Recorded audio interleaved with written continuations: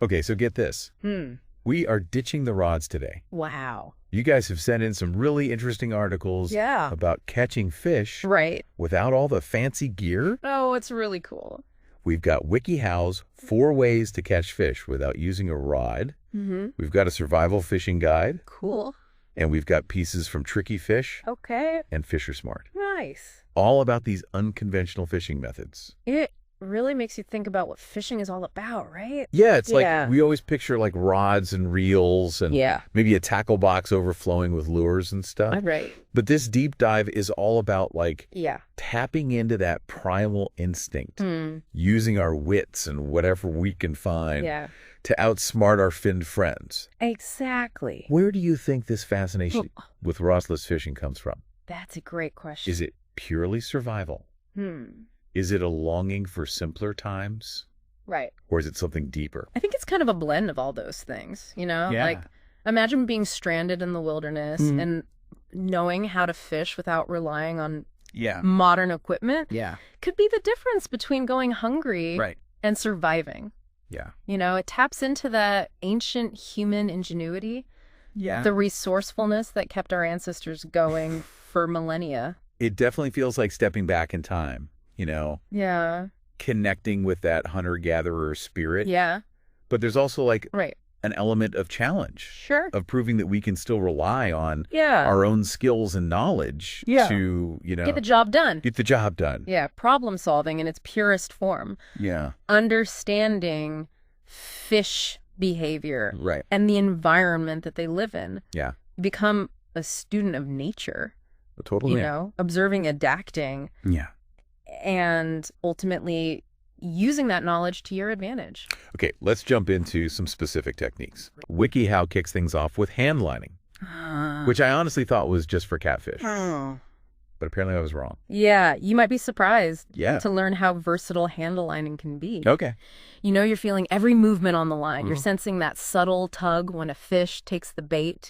It's all about sensitivity and reaction time. Oh, wow. And with the right line strength and bait, you could potentially reel in anything. Wow. From a trout to a snapper. They even suggest using things that you would just find lying around. Right. Hooks and lines. Like a shoelace and a bent paper clip. Exactly. Now that's a fishing story worth telling. That's awesome. I mean, it's about making do with what you have. Totally. You know, tapping into that resourceful spirit. Yeah. A safety pin, a soda can tab even a carefully shaped thorn.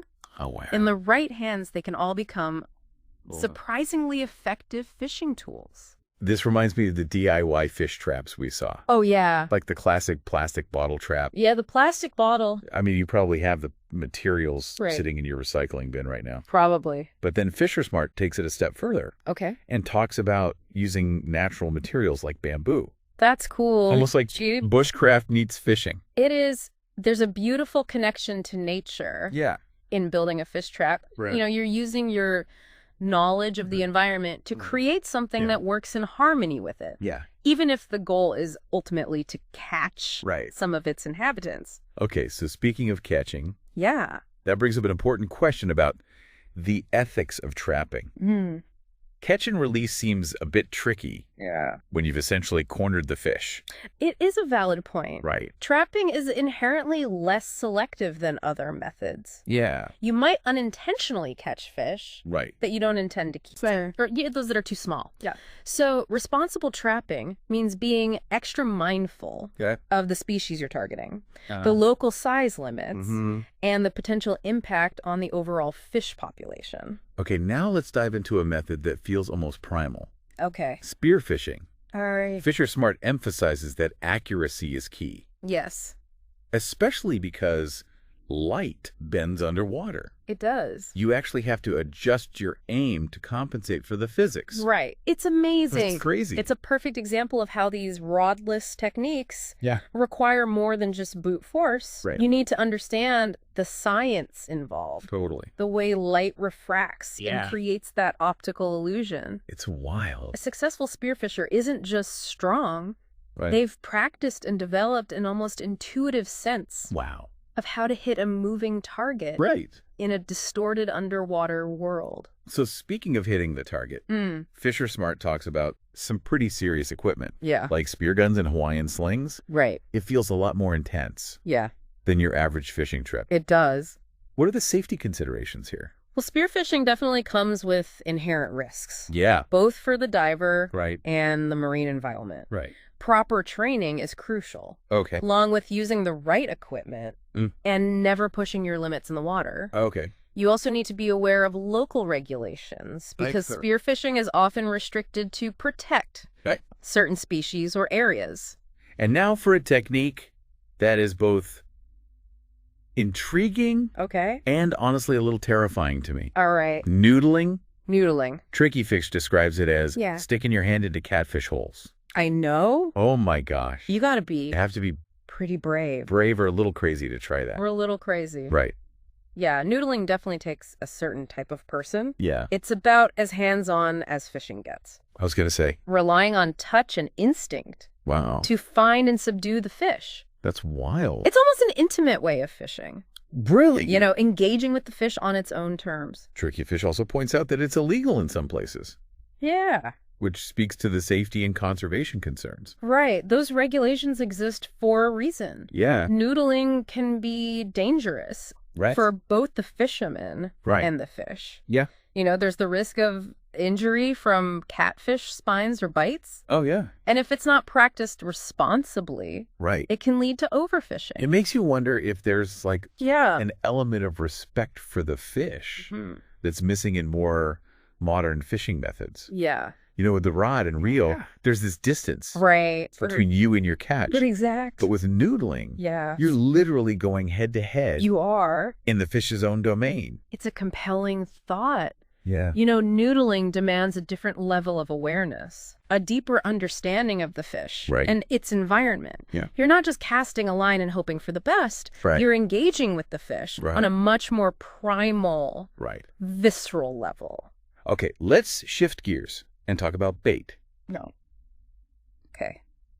We all know about worms and minnows. Right. But Fisher Smart suggests that berries and even bread can work. Really? Bread. Wow. Seriously. Fish are opportunistic feeders. I guess so. They're constantly on the lookout for anything that resembles a meal. You know, they've adapted to their environments. Right. And sometimes the most unexpected things trigger their feeding instincts.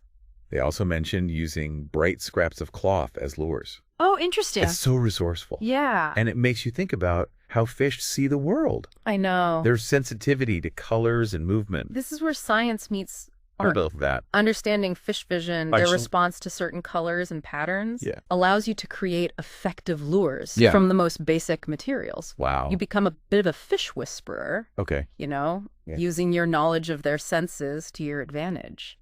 So we've covered some active fishing methods. Okay. But what about covering more ground? Right. Let's talk about trot lines and gill nets. Okay.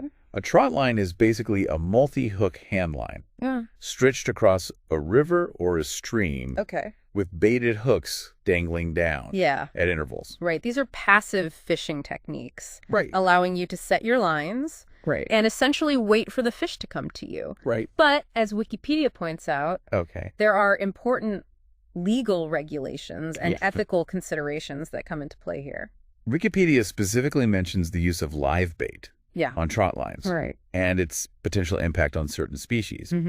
Is this a more efficient way to fish overall? Or does it raise concerns about overfishing or catching unintended species? Efficiency can be a double-edged sword in the fishing world. Right. Trot lines and gill nets can be effective at catching larger quantities of fish. Right. But they also increase the risk of catching non-target species.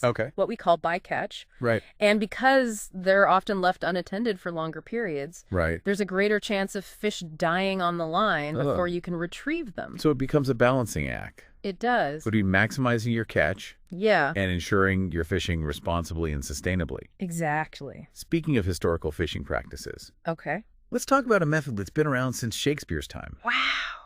Trout tickling. Trout tickling. Wikipedia even mentions it in Twelfth Night. Really? Oh, I know. That's amazing. Imagine that. A centuries-old fishing technique still being practiced today. Apparently, it involves inducing a trance-like state in the fish. It does. How? It relies on the trout's instinct. Okay. To seek shelter under rocks. Okay. Or overhangs. Okay. And by gently stroking a fish in a specific way, you can trigger a state of tonic immobility. Wow. A natural defense mechanism that some animals use to feign death. So by understanding the fish's nervous system and sensory responses, you can essentially trick it into a temporary paralysis. Exactly. It's a remarkable example. That's wild. Of how observing and understanding animal behavior can lead to such unique and effective fishing techniques. Well, you've officially convinced me. Awesome. There's a whole world of fishing out there. There is. Beyond rods and reels. There is. We've covered some seriously creative and resourceful methods today. From handlining with everyday objects to the ancient art of trout tickling. It's amazing. But before we get too carried away, I think it's time to address the ethical considerations and conservation aspects of these techniques. So stay tuned for part 2. Sounds good. Where we'll dive deeper into those important topics. All right.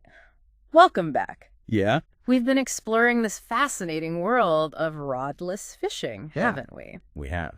But now it's time to shift gears a bit. Okay. And consider some of the ethical implications of these techniques. All right. You know, we touched on things like catch and release and the potential for overfishing earlier. Right. But I'd like to delve a bit deeper into those concepts. It feels like those considerations become even more important when we're talking about these less conventional methods. I think you're right. There's a certain level of responsibility that comes with venturing beyond the traditional rod and reel. Think about it. Yeah. When you're fishing with your bare hands or a spear or a simple trap, there's an immediacy to the experience. A direct connection to the fish and its environment. There is. You're not just casting a line from a distance. You're immersing yourself in the fish's world. You're almost becoming part of the ecosystem. Yeah. Even if it's just for a moment. It definitely makes you more aware of the impact you're having.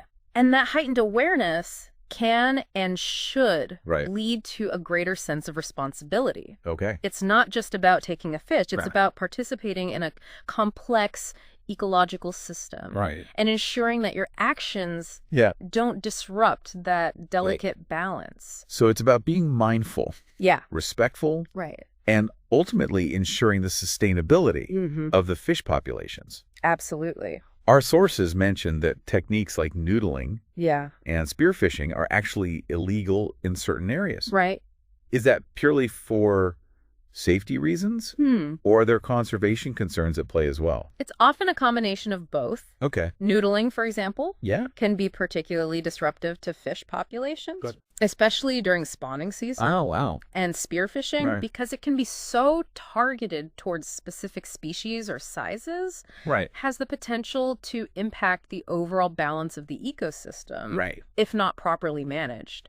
It seems like regulations play a crucial role in ensuring that these traditional fishing methods can continue to be practiced responsibly and sustainably. I think so. But beyond the ecological impact, there's also a cultural significance to rodless fishing, wouldn't you say? Absolutely. These techniques have been passed down through generations, often rooted in indigenous knowledge, a deep connection to the land. These traditions remind us that fishing isn't just a recreational activity or a source of food. It's a way of life. A cultural practice that embodies a profound respect for nature and its resources. It's about understanding the rhythms of the natural world. It is. The interconnectedness of all living things. It feels like a much more holistic approach to fishing. You know, recognizing our place within the ecosystem. I agree. Rather than trying to dominate it. That's a great way to put it. And it highlights the importance of stewardship. Of ensuring that these traditions are passed on to future generations in a way that preserves both the fish populations and the cultural practices that depend on them. It's about honoring that legacy. It is. That deep connection between human and the natural world that has sustained us for centuries. For sure. But let's bring this back to the present for a moment. Okay. Whether you're using a high-tech rod and reel or a simple handline. The principles of responsible fishing apply. They do. What are some practical steps that our listeners can take? Well, I think the first step is awareness. Educate yourself about the local fish populations, the regulations in place, and the potential impact of different fishing techniques. Do your research before you even think about casting a line, whether it's attached to a rod or not. So knowledge is power, as they say. Exactly. And don't be afraid to reach out for those who know more than you. Right. Talk to experienced anglers. Yeah. Consult with local conservation organizations. Learn from those who have a deep understanding of the ecosystem you're fishing in. It's about being a student of the sport. It is. Constantly learning and adapting your practices to minimize your impact. For sure. And, of course, we have to mention catch and release. Of course. Whenever possible. Right. Especially for undersized or non-target species. Absolutely. It's always the best practice. The best practice. And beyond catch and release, be mindful of the gear you use. Okay. Choose sustainable fishing lines. Avoid lead sinkers. Right. And always strive to leave the water better than you found it. It's about that respect we've been talking about. It is. Respect for the fish, for the environment, and for the future of this incredible pastime. I couldn't have said it better myself. Yeah, this deep dive has really highlighted the complexities of fishing. It's more than just a hobby. It's a window into human history. Right. Our relationship with nature, and the ethical choices we make. Right. Every time we interact with the aquatic world. It's a journey of discovery. It is. And I think we've only just scratched the surface. I think so too. But before we wrap up this part of our exploration, I want to shift gears for a moment. Great. We've covered the practical and ethical sides of rodless fishing. Right. But there's also a philosophical element to it. I think you're right.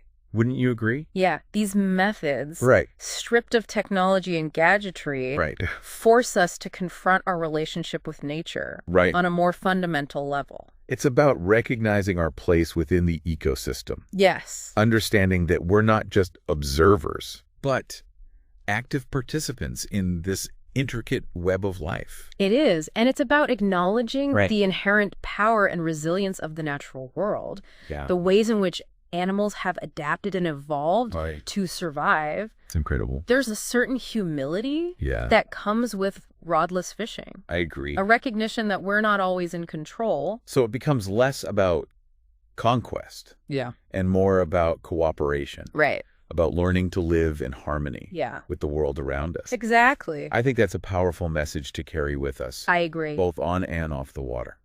This deep dive into rodless fishing has been an incredible journey, and I hope our listeners are feeling as inspired and enlightened as I am. Before we move on to the final part of our exploration, I want to take a moment to hear from you, our listeners. Right. Have you ever tried any of these rodless fishing techniques? Did you build a DIY fish trap? Yeah. Or maybe you've got a family tradition of handlining that's been passed down through generations. I love that. We want to hear your stories. That would be great.